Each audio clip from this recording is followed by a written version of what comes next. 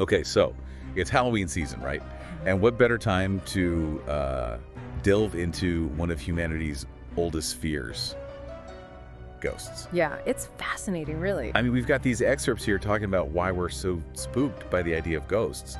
And I don't know about you, but I always get the chills when I even think about haunted houses or, anything like that. Oh, yeah, I know what you mean. It's a deep-seated thing. Totally. Okay. So let's get into it, right? Our deep dive today.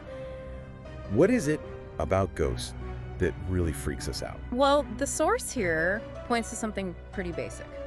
The unknown. It's a note, right? Like, it's this primal fear, I think. Think about it from, an evolutionary perspective. Okay, yeah. Our ancestors, right? They had to be afraid of what they couldn't see, what they didn't understand. Could be dangerous, right? Sense. And ghosts, when you really break it down, they're all about the biggest unknown there is, death.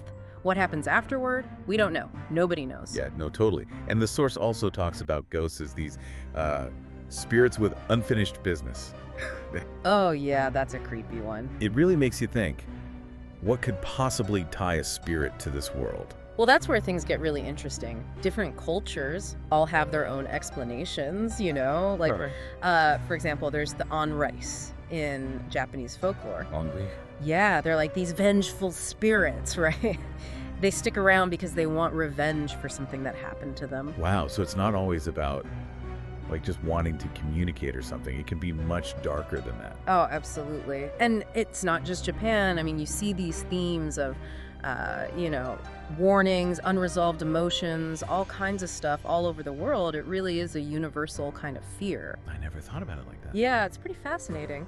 And then you have, of course, Halloween, which comes, directly from these ancient traditions about life and death. The source mentions the Celts. The Celts, yeah. That's Samhain. yeah. That was their big festival.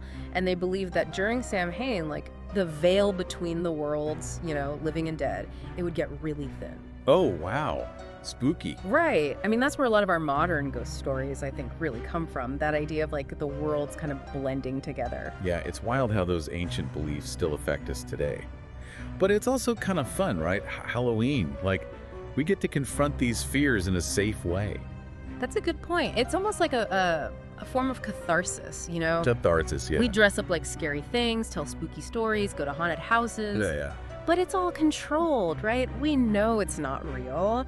And there's even a name for how our brains react to all this, like seeing ghosts and shadows or hearing voices. There's a name for it. Yeah, it's called pareidolia. It's like our brains are wired to see patterns even where there aren't any. So, we're basically tricking ourselves into being scared. In a way, yeah. But I think it's a healthy way to process those deep-seated fears. We're in charge of the scare, That's true. It's we get to choose how much to scare ourselves. Right, exactly. And the source makes a really interesting point about us, not just the ghosts, but us having this unfinished business. What fears do we have? What might we leave undone? Yeah, that's a pretty deep thought, isn't it?